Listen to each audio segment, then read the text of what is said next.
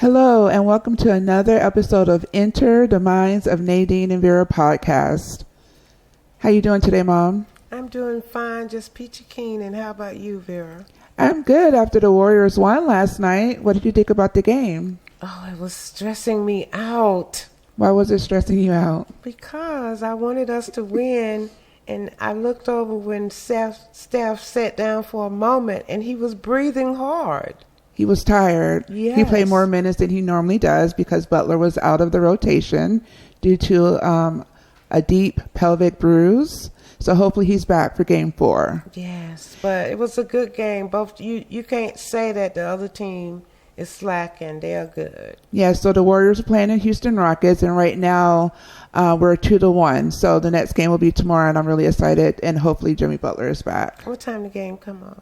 10 o'clock wow. Eastern. So anyway, I'm so excited about our episode today. We're going to be talking about the 5 love languages. Have you ever heard about that, Mom?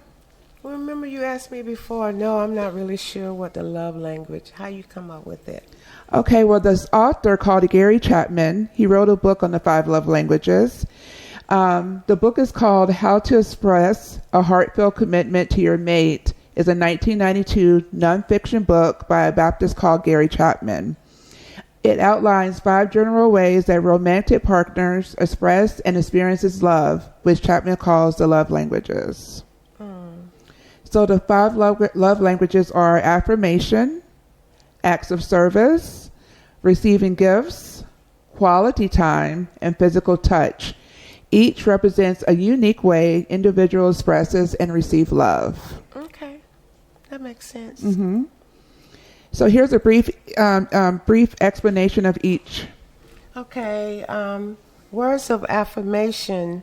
The love language emphasizes the importance of spoken or written words of encouragement, appreciation, and love. Also, the acts of service, it refers to action speaks louder than words for people who prefer this love language. They appreciate being helped with tasks, showing care through deeds. And the next one is receiving gifts. This love language focuses on the emotional connection associated with receiving thoughtful and meaningful gifts. The next one is quality time. Its undivided attention and shared activities are crucial for individuals who prioritizes quality time. And then the last one is physical touch. Affection, intimacy, and physical closeness are important expressions of love in this love language. Understanding your own and your partner's primary love language can significantly enhance communication and build stronger relationships. So since Mom didn't know anything about the 5 love languages, we're going to have her take the love language test. It's about 20-something questions, and at the end, it'll explain what kind of, it'll explain what your love language is. So Mom, I'm just going to ask you each question, and you're going to just circle the answer that best describes your love language, okay? But I don't give you the answer, I just circle. Yes. Okay. Got it. So I'm going to read a pair of statements, and she's going to circle one that best fits her within her relationship. And you can find this test online, and I will link it down below. Okay.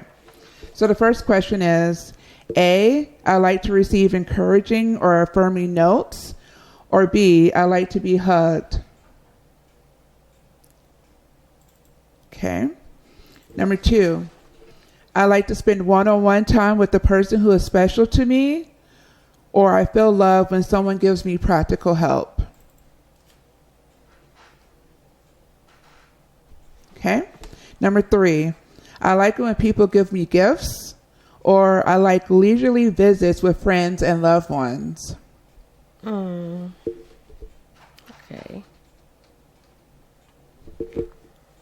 Number 4, I feel love when people do things to help me, or I feel love when people give me a reassuring handshake or hug. That's a difficult one. Mm-hmm. I like them both. Choose which one you like the best. Okay. So it's not a perfect answer, it's just whichever one you like. Got it. Number 5, I feel love when someone I love or admire puts their arm around me, or I feel love when I receive a gift from someone I admire or love. Okay. Number 6, I like to go places with friends or loved ones, or I like to high five or hold hands with people who are special to me. Next, number 7, visible symbols of love, such as gifts, are important to me, or I feel love when people affirm me. Number 8, I like to sit close to people I enjoy being around, or I like it when people tell me I'm attractive and handsome. I like them both. The best one, right? Yes. Okay. Number 9, I like to spend time with friends and loved ones, or I like to receive gifts from friends and loved ones. Okay. Number 10, words of acceptance are important to me, or I know someone loves me when she helps me. He or she helps me. Number 11, I like being together and doing things with friends and loved ones, or I like it when kind words are spoken to me. Okay. Number 12, what someone does affect me more than what they say, or hugs make me feel connected and valued. Okay. 13, I value praise and try to avoid criticism, or several small gifts mean more to me than one large gift. 14, I feel close to someone when we are talking or doing something together, or I feel closer to friends and loved ones when we hug and shake hands. 15, I like for people to compliment my achievements, or I know people love me when they do things for me they don't enjoy doing.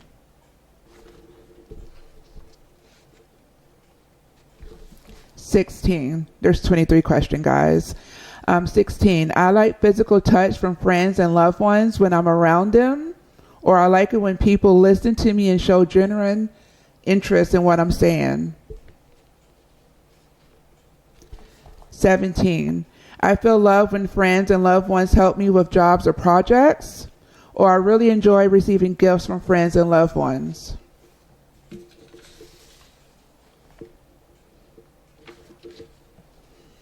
18, I like for people to compliment my appearance, or I feel love when people take time to understand my feelings. I like them both. 19, I feel secure when a special person is physically close to me, or acts of service make me feel loved.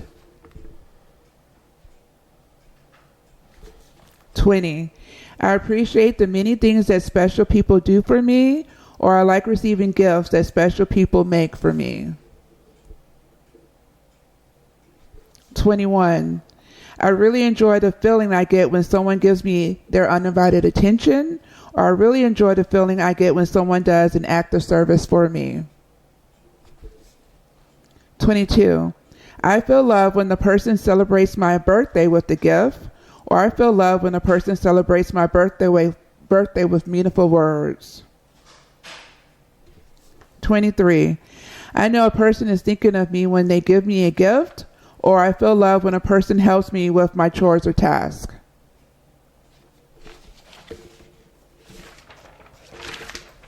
Okay.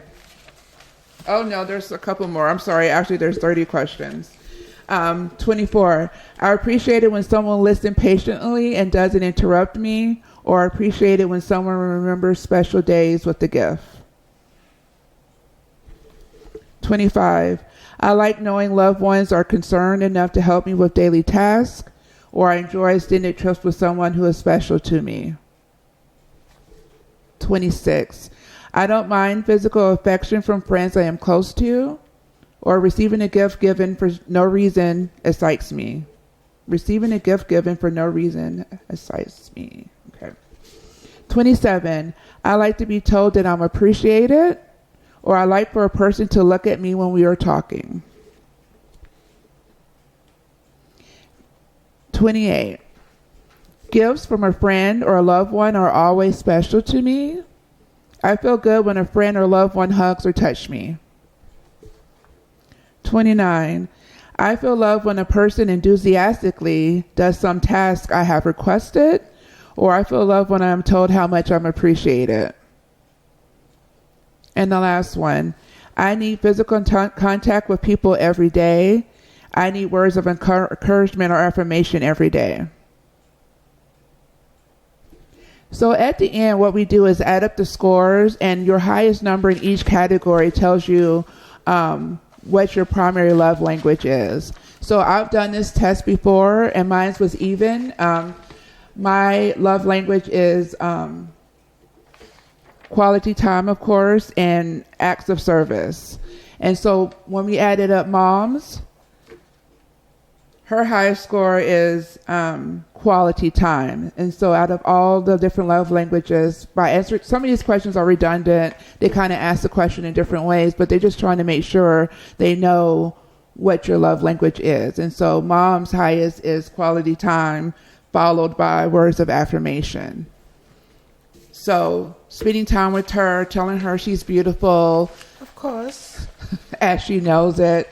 Those things that make her feel good. So it's important to know your love language and how you receive love, but it's also important how your partner receives their love language. And so that's important is because if my partner's primary love language is physical touch and mine is not, I need to make sure that I keep that in mind because I need to show them affection by physical touch because that's how they're showing love. And for me, it would be quality time. And so I would need time to spend with my partner, undividedly attention, and that shows me love. So does that make sense, Mom? It does.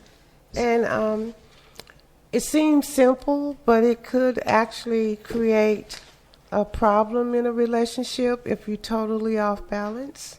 Yes, it can. Yeah, so I could see where it's very important. But what can you do?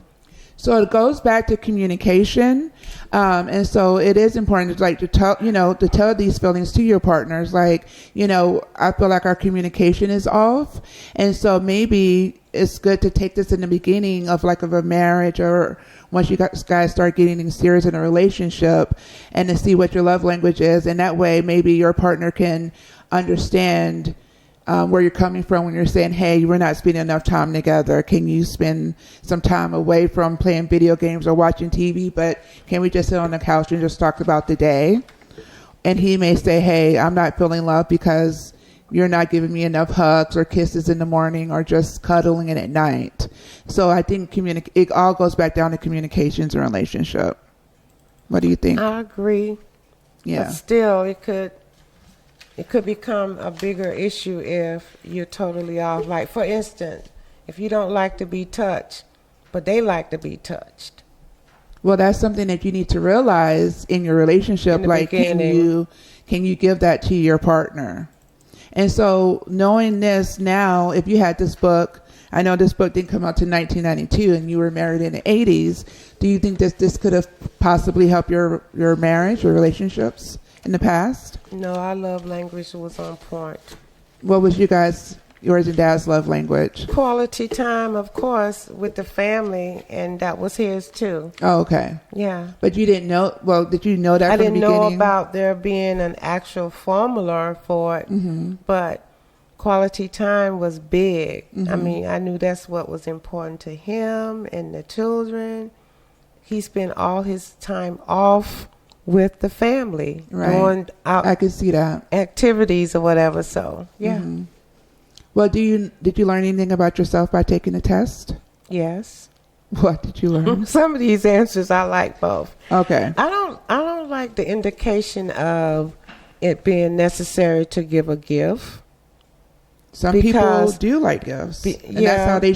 And it doesn't have to be a big gift. Some people just like, a gift could be something like a candy bar, maybe, or just like a little. Well, I guess a note would be more of like words of affirmation if you wrote a note, but just something small doesn't have to be a huge gift. Yeah, but long as that is clear, because really, I guess I came up with quality time is because that's what's most important to me, especially these days with you and the grandkids and Terry and just, my whole family. Mm-hmm. That's more important to me than anything. Yes. Quality time is important to me as well. So we do agree on that. We just love being around our family, and that just makes me happy for sure. And I know that makes you happy as well. And you and I do special quality time by watching different shows together every night. Yes, we do. We watch TV every night together, guys, most nights. And we like the same type of shows, and she likes to watch sports with me. So we get along pretty well with that. So most of the time, this is about relationships, but I guess it could be about relationships with your family as well. So you can keep that in mind. So this is going to be a short podcast, but we just wanted to talk about the 5 love languages. I challenge you to take this test. You can find it online, but I'll also link it in the bio. Take the test with your partner and see what kind of love language you guys are, and see if you guys can intersect this, or put this in your relationship. You know what I mean? I don't know what I'm trying to say, but I just want to read a quote.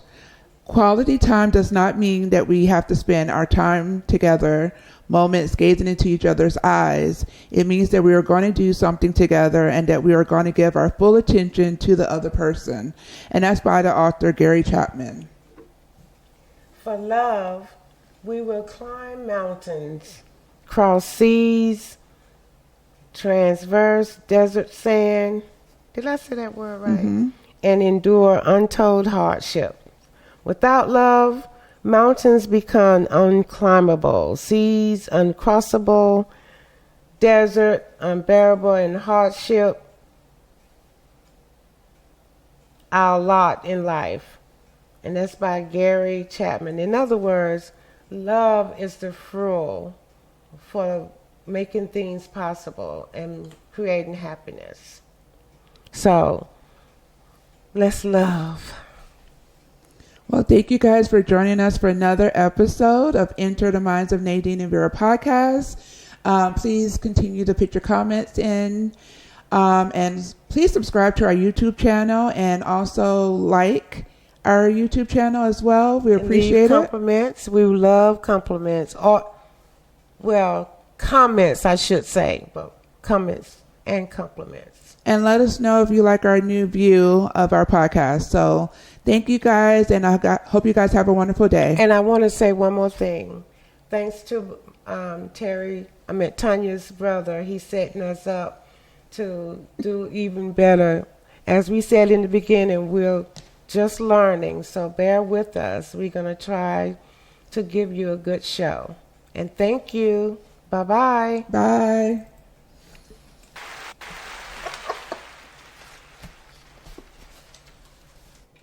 Thanks.